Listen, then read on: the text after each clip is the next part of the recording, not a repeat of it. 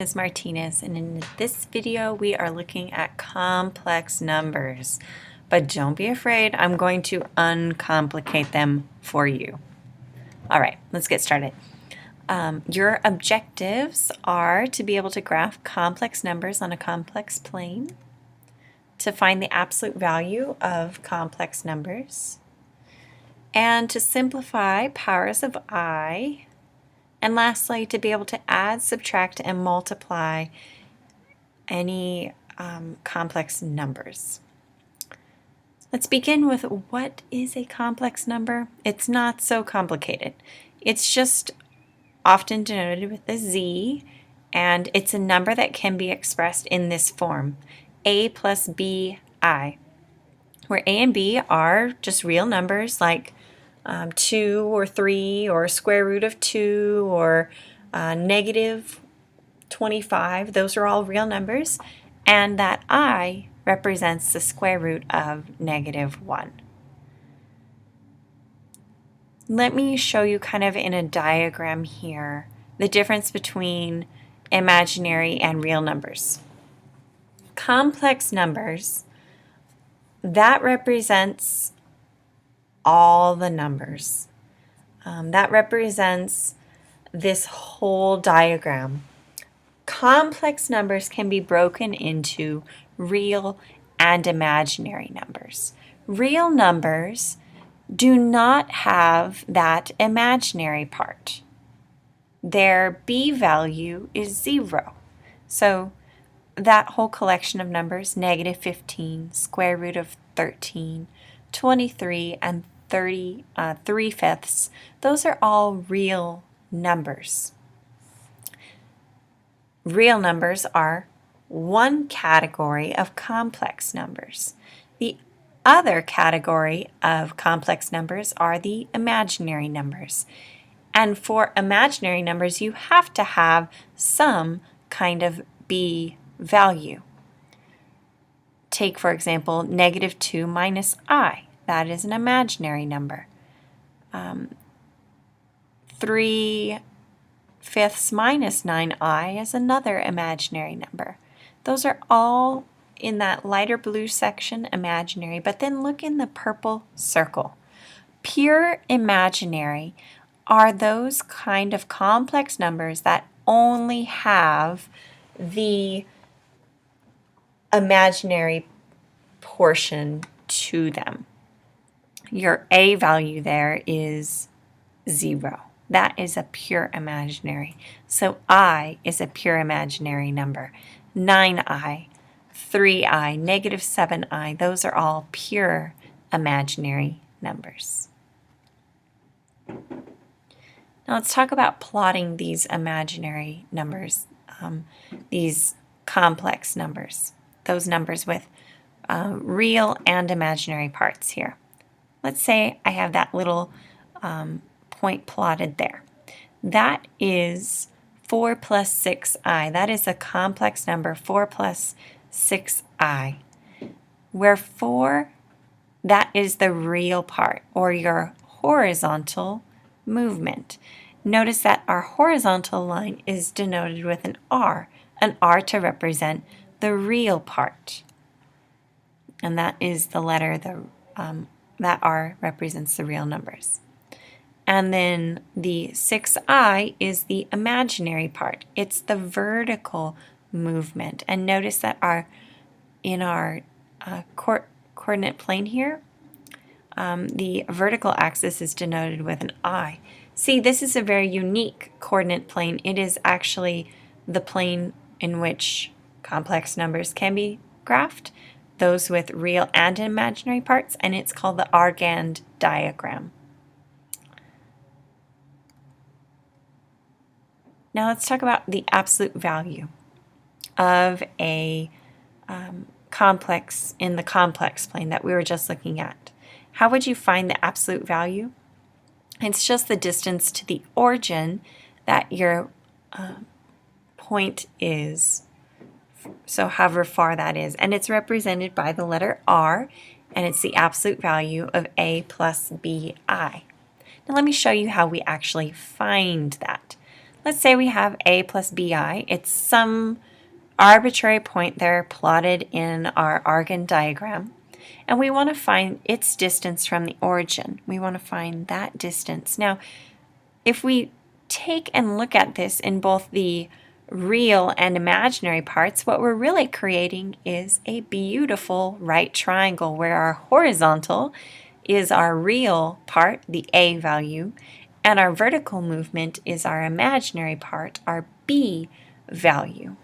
And R, the distance to the origin, that is our hypotenuse. And you would use the Pythagorean theorem to find this. Now, what would you do on both sides? To solve for R, you would take the square root of both sides.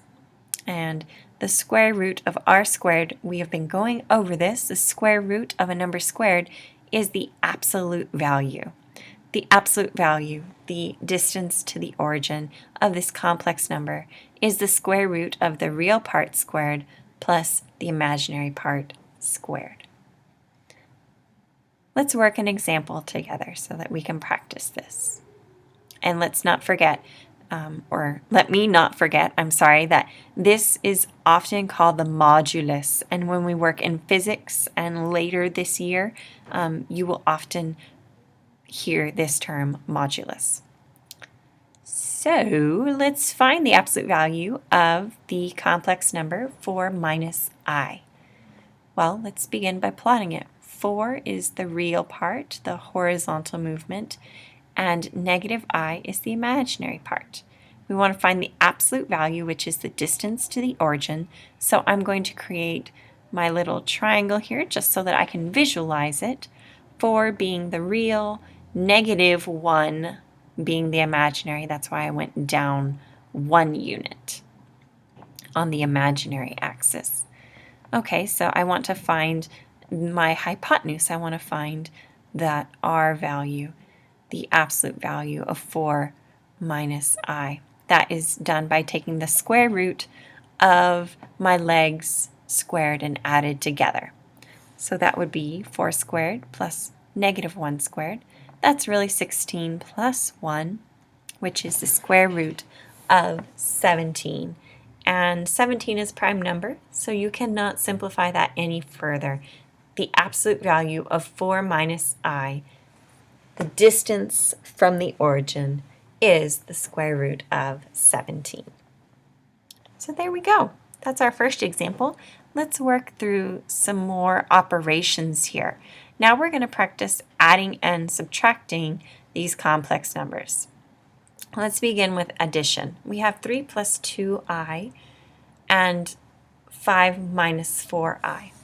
All you really need to do here is group the real parts and group the imaginary parts. You're essentially combining like terms. 3 and 5 gives you 8, and 2 minus 4 is negative 2, and that is I, negative 2i. So that was pretty straightforward. Let's try subtraction. Again, we're going to group the real parts and group the imaginary parts, but be very careful because it is 3 minus 5 and it is 2i minus a negative 4i. And then we'll just add those two parts together. That's going to give us a negative 2 and a positive 6i because it's minus a negative 2 minus a negative 4. That's going to be a positive 6.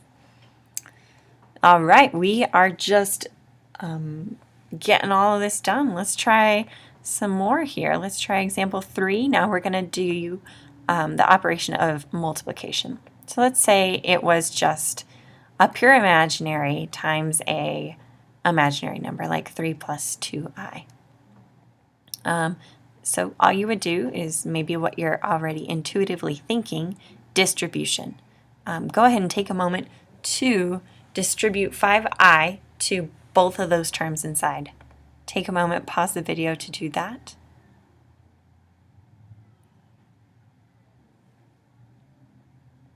All right, you should have 15i plus 10i squared because I times I is I squared. Now, you may have missed this. Let me remind you, and you might want to highlight this because it is so important. I squared was a definition from our previous lesson. I squared is actually -1. I squared is defined as -1, and I'm going to encourage you, if you did not remember that, go back in your notes to our previous lesson or watch the previous video so that you can be reminded of the fact that I is the square root of -1, and I squared is -1. So now we simplify this. That would be 15i minus 10, and we'll put it in the appropriate order. That would be -10 plus 15i. All right, now for part B, why don't you pause the video and, like you're probably thinking, use the distributive property to multiply these two imaginary numbers together.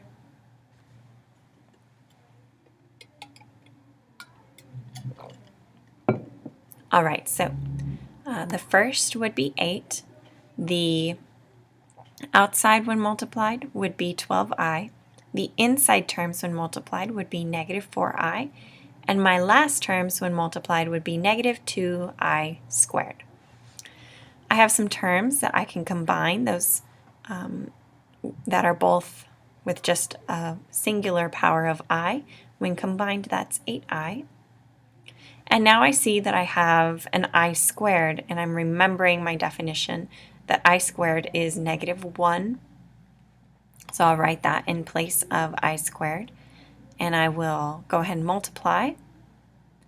That means it's going to be a +6 there at the end, and I will combine that with my with the like term there of 8, and that gives me 14 plus 8i. So there we go. We have multiplied when you have just an imaginary times a pure imaginary and two complex numbers with both imaginary and real parts there. Okay, now there's one more objective that we need to be able to work with, and it's using patterns to simplify powers of I. So let me get started here. It's a beautiful pattern, and that allows us to be able to simplify really quickly here. Let me begin by explaining. I to the first power is just I. I to the second power, we've been going over this, is -1. I to the third power would be I times I squared. I to the first power was just I, and I to the second power was -1, so that becomes -I. I to the fourth power is I squared times I squared. I squared was -1, so when you multiply that times itself, it is 1. Now watch what happens. When we go I to the fifth power, it's really I to the first times I to the fourth, which is just I.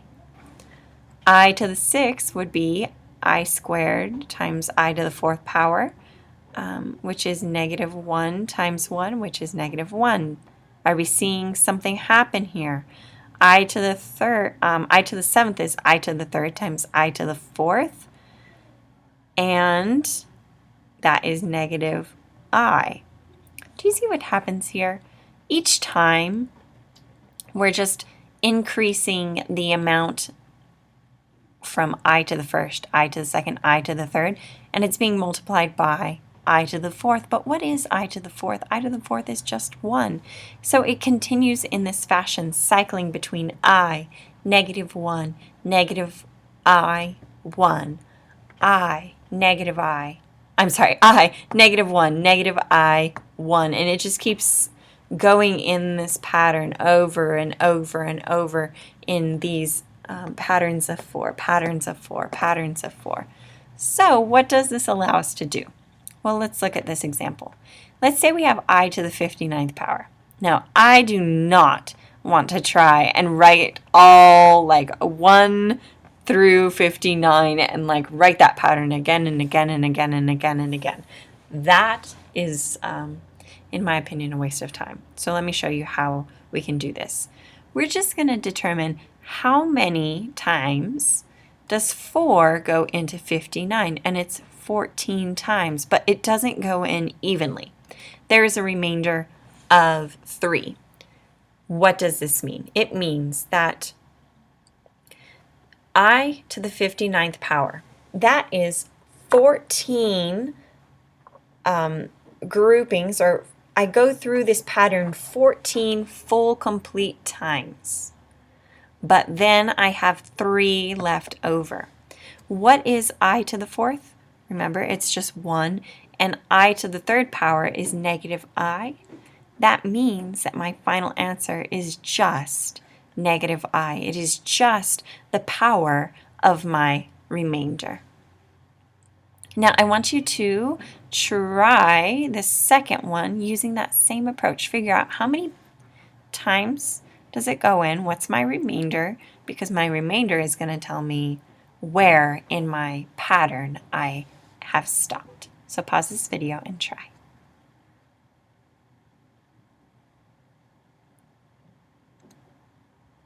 All right, so let's see how you did. It goes in 10 times. 4 goes into 42 10 times with a remainder of 2. That means I could express this. I to the 4th 10 times, that would be 40, then times I to the 2nd power. I to the 4th power is 1. I to the 2nd power is negative 1, which means I to the 42nd power is really just negative 1. Ladies and gentlemen, that is simplifying powers of I, and that is our last objective that we wanted to cover.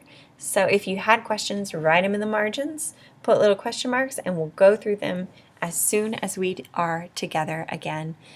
Have a wonderful rest of your day, and I'll see you soon.